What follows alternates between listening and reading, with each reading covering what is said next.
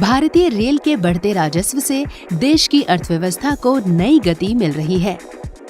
नवंबर 2022 के आखिर में भारतीय रेल का राजस्व लगभग 29.61% बढ़कर करीब 1,53,240.09 करोड़ रुपए रहा, जो एक साल पहले की समान अवधि में 1,18,226.61 करोड़ रुपए था।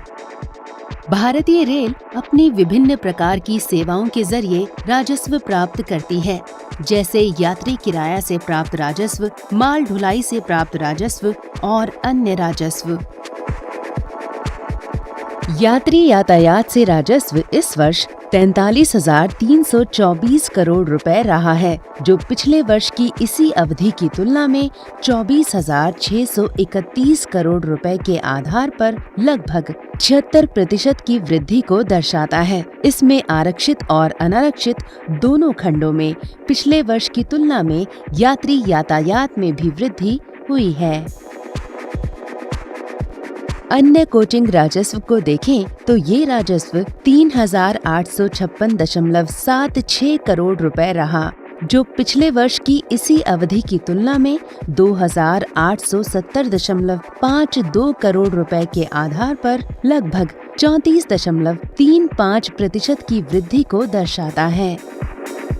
वहीं माल ढुलाई से प्राप्त राजस्व 1,05,905 करोड़ रुपए रहा, जो पिछले वर्ष की इसी अवधि की तुलना में 91,127 करोड़ रुपए के आधार पर 16% की वृद्धि को दर्शाता है। इसमें इस अवधि के दौरान 978.72 मिलियन टन माल की ढुलाई की गई है, जो पिछले वर्ष की समान अवधि में हुई 903.16 मिलियन टन की माल ढुलाई की तुलना में लगभग 8% अधिक है। इसके अलावा विविध राजस्व 4,201.19 करोड़ रुपए रहा, जो पिछले वर्ष की इसी अवधि की तुलना में 2,468.22 करोड़ रुपए के आधार पर लगभग 70.21% की वृद्धि को दर्शाता है।